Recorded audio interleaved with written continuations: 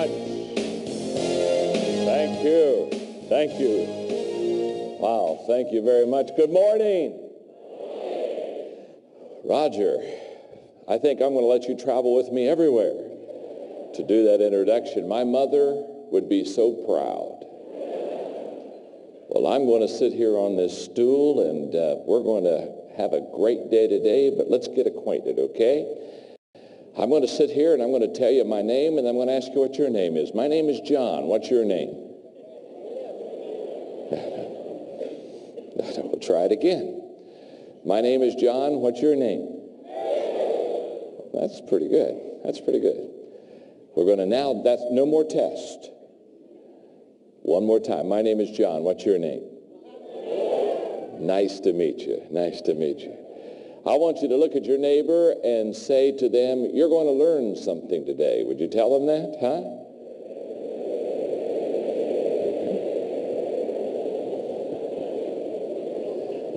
I want you to look right back at your neighbor that you just told them they're going to learn something today, and I want you to say this to them, and it's about time.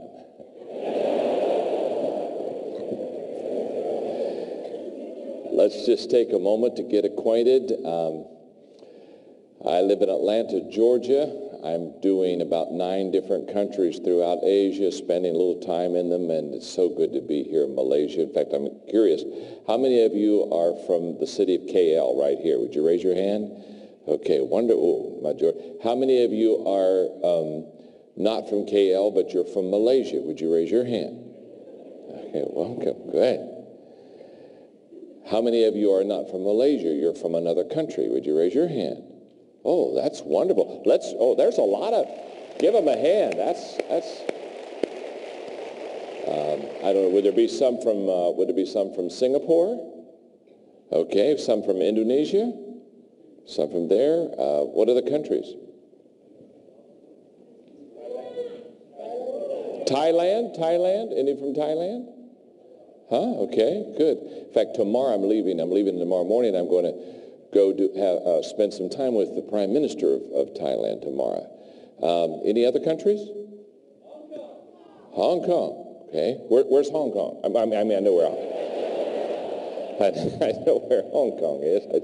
Who's from Hong Kong? I said, okay, good. Well, it's good to be here with you today. My wife, Margaret, and I have been married for 36 years. We have 2 children. They're both married. We have 4 grandchildren. And that 4 grandchildren, we have Madeline is the oldest. She'll be 5 in September. Then Hannah will be 5 in January. And then we have baby John. He was named after me, and he gets all the inheritance. And then we have little Ella. We got 4 before we had our first grandchild, my wife Margaret looked at me and she said, John, she said, what are the grandchildren going to call us? Because in the States, we usually the grandparents kind of pick names for the grandchildren to call them. And she said, I would like the grandchildren to call me Mimi. And I said, okay. I said, I like that. But she said, I don't want them to call you Pee-Pee. And I agreed with that, too. So they call me Papa John. Papa John is a big pizza company in the United States, so when they think of me, they come over and we give them pizza all the time, too. I'm in my high 50s. I'm 58 now, and I want to just share with you that when you get about this age, you become a philosopher of life. And what I did is I brought with me on a laminated card my philosophy of life, and I'm just going to give it to you in 2 minutes so that you would understand life. So when you leave here today, you can say, it was a great leadership seminar, and I also understand life now, okay? Here we go. On the first day, God created the dog. God said, sit all day by the door of your house and bark at anyone who comes by. I'll give you a lifespan of 20 years. And the dog said, that's too long to be barky. Give me 10 years, and I'll give you back the other 10, and God agreed. On the second day, God created the monkey. God said, entertain people, do monkey tricks, make them laugh. I'll give you a 20-year lifespan. The monkey said, how boring. Monkey tricks for 20 years? I don't think so. The dog gave you back 10, so I'll give you back 10 too, okay? And God agreed. On the third day, God created the cow. He said, you must go to the field with the farmer all day long and suffer under the sun, have calves, give milk to support the farmer, and I will give you a lifespan of 60 years. The cow said, that's kind of a tough life. You want me to live for 60 years. Let me have 20, and I'll give you back the other 40. And God agreed. On the fourth day, God created man. He said, eat, sleep, play, marry, enjoy your life. I'll give you 20 years. Man said, what? Only 20 years? I'll tell you what, I'll take my 20, add the 40 the cow gave you back, the 10 the monkey gave you back, the 10 the dog gave you back. That makes 80, okay? Okay, God said, you've got a deal. So that is why in the first 20 years of our lives, we eat, sleep, play, and enjoy ourselves.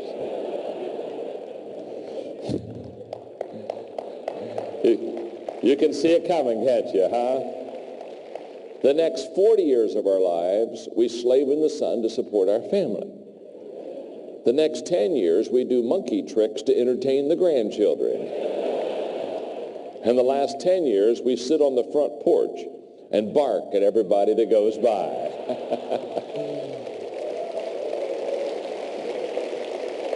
You have just had life explained to you. If I could walk off of this stage and you and I could have a personal conversation, which I would dearly love. And if I were to ask every one of you today, if you want to be successful, I would almost guarantee you that every one of you would raise your hand. In fact, that's why you're here. You want to be better at your business. You want to be better in your family. You want to be better in your community. You want to be successful. In fact, let me ask the question from the stage. How many of you want to be more successful than you are right now? Would you raise your hand? Okay, good. That's 100%. But you say, when I asked you if you wanted to be successful, everybody raised their hand. But if I walked back and I individually talked to you, and I began to ask you to define success, I promise you, in a crowd this size with hundreds and hundreds of people, there would literally be dozens and dozens of different definitions of what success is. Is that not true? In fact, you're seated beside somebody, and I almost would guarantee you, you would have a little bit different definition of what success is than what the person is right beside you. So I would like to open my time together with you to take just a few minutes to define what I think success is. I've spent a lot of time with successful people, and I've studied the subject for over 30 years.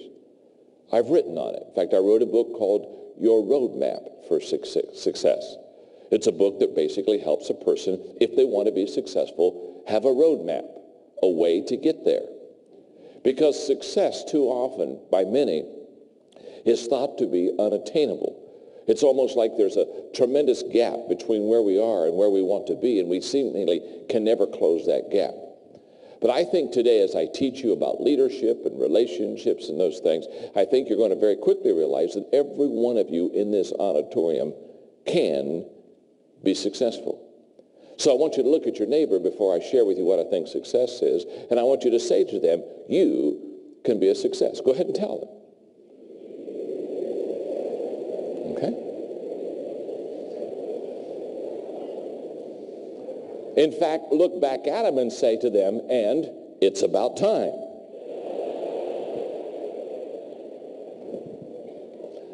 I think success is three things. Are you ready to write? I think success, first of all, is knowing my purpose in life. As I have been with and as I have studied successful people, here is what I have discovered.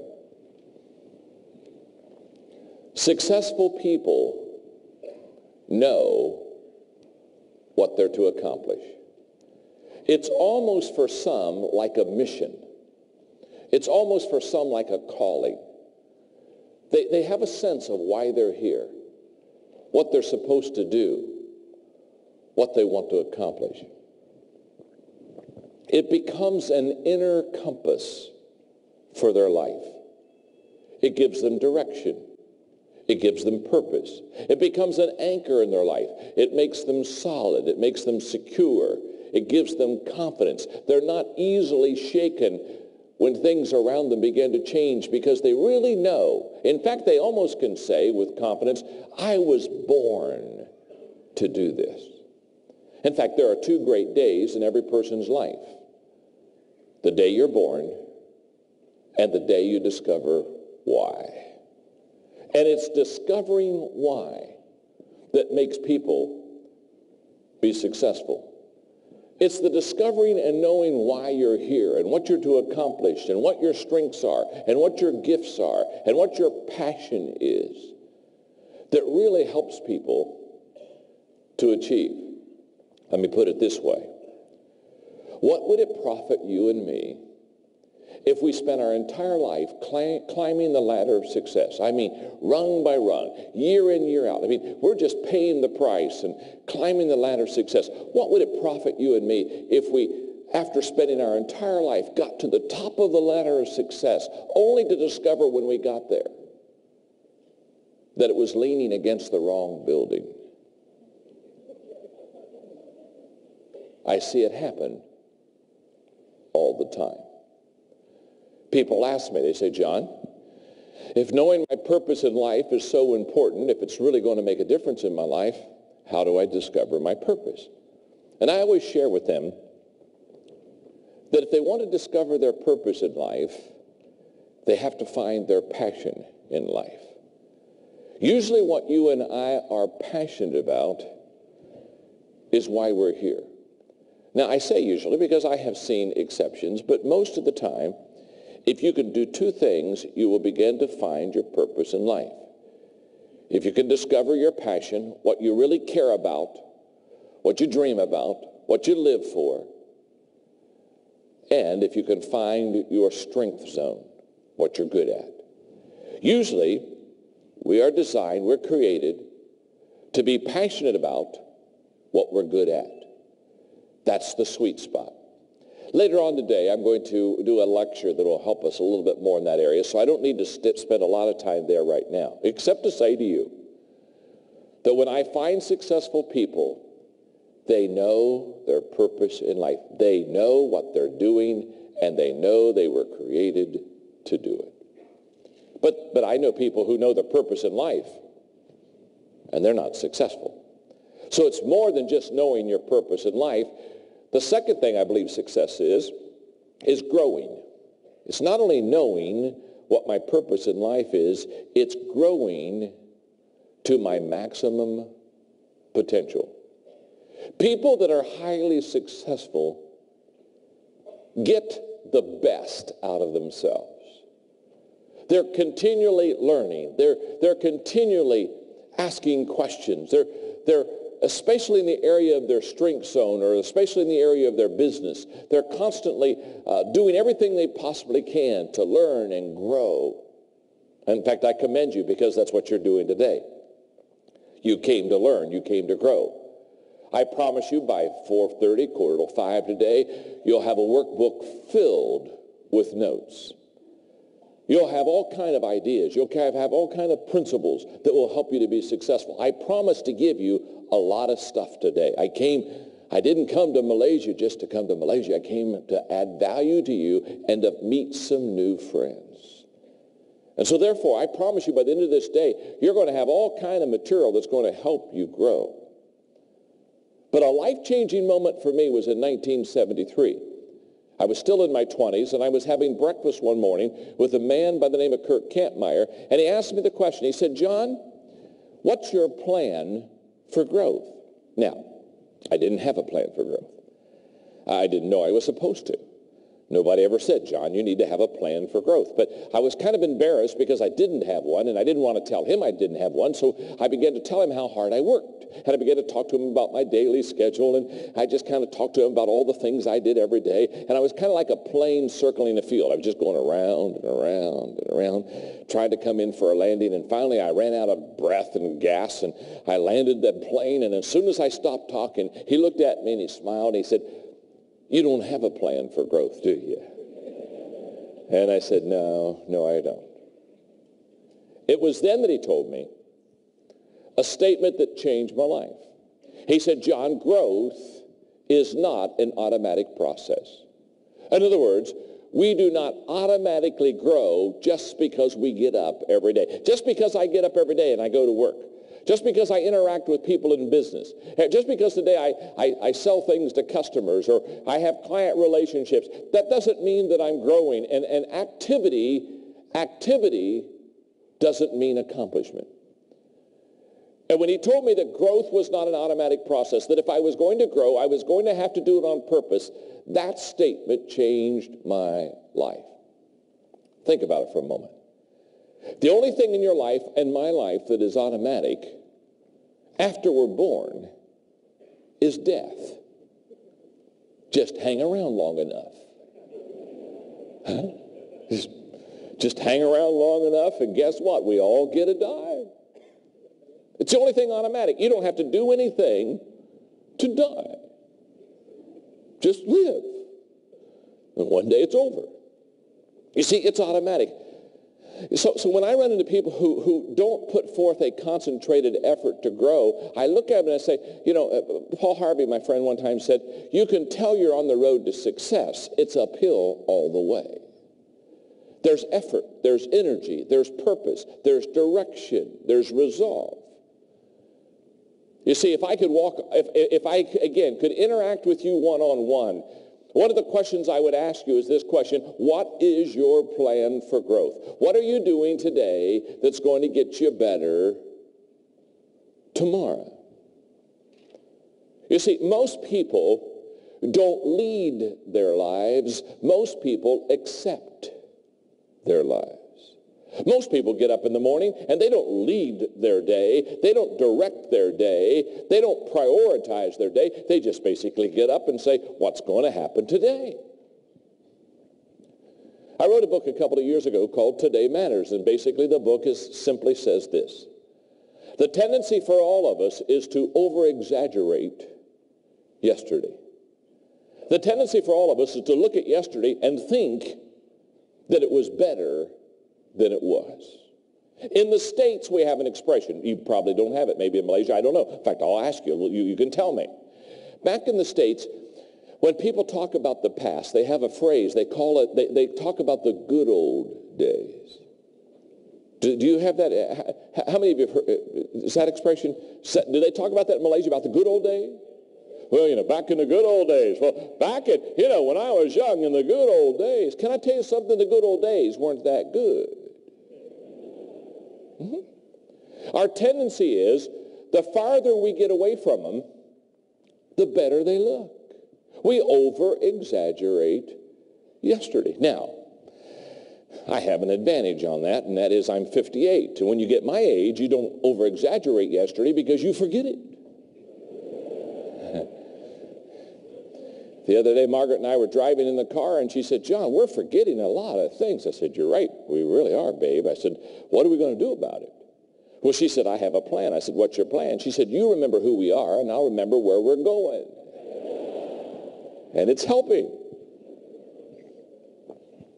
And when I talk about over-exaggerating yesterday, I'm not only talking about over-exaggerating the good side, I'm talking about over-exaggerating the bad side. We just over-exaggerate yesterday. We look back at things that happened yesterday, the bad things. Again, this is an expression in the States. This may not be in Malaysia. But when we look in the past and something that just really was a bad time for us, the phrase we use in the States is we look at that past and we think about that experience and we say, I'll never do that again.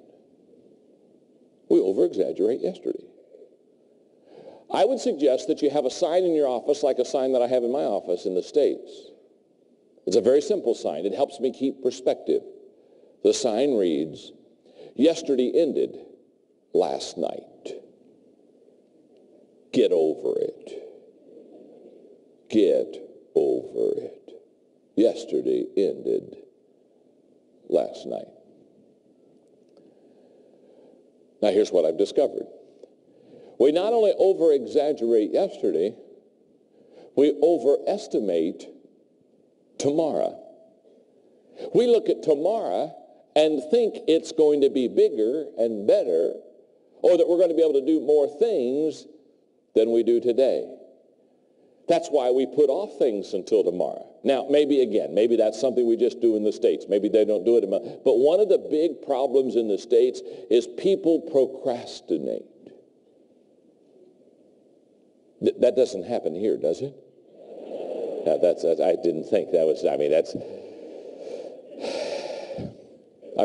hello, they do that. You run from them, huh? You run from it. You just say it's not going to happen. Let me do it if you don't mind. Okay. Procrastination in the States, we just put off, and we just put off. We say, well, I'll do that tomorrow. I'll do that next week. If we had to do everything tomorrow, we put off till tomorrow, we'd be in trouble.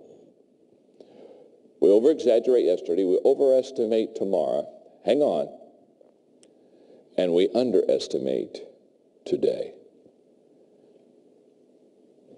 We underestimate what we can accomplish today. You see, we think that success is an event. We think that success is a time and a place and a destination. In fact, I know a lot of people who have what I call destination disease. They think, well, if I could just get that job, or if I could have that corner office, or if I could just make that much money, or if I could just know that person, or if I could just move to that place.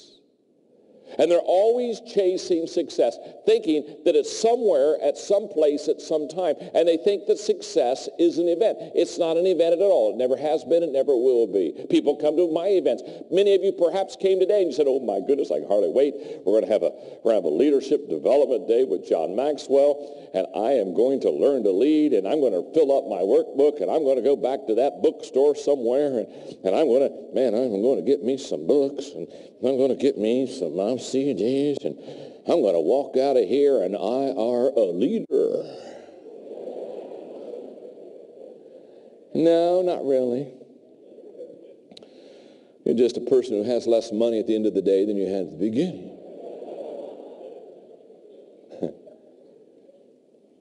Boy, if I could just read that one book, if I could just listen to that one CD. By the way, let me say something. When you get the resources, whether they're CDs or my books or whatever they are, here's a thought. This is just a suggestion. If you get the book Winning with People, here's a thought. Read it. As an author, I never ask people if they read my book. I just ask them if they have it.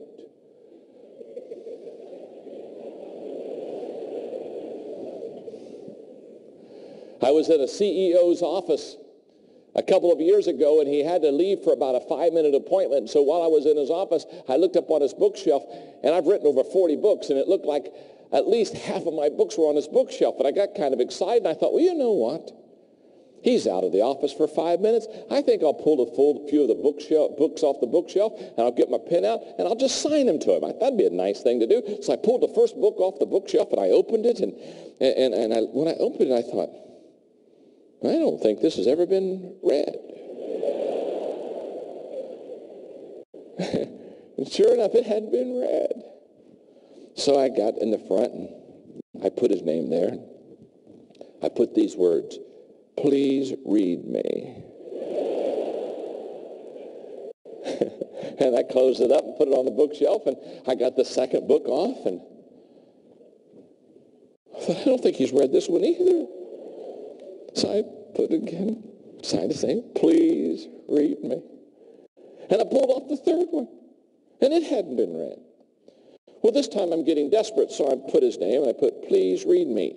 When you do, call me. And I put my phone number. He's never called. I don't think he's ever read a book. Now some people, they just buy these things, and they think if they buy them, it gets better. It's kind of like, well, I haven't read the book. No, Winning with People, but, every once in a while I rub up against it,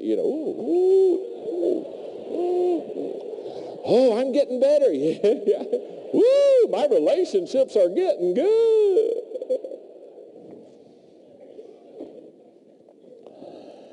No.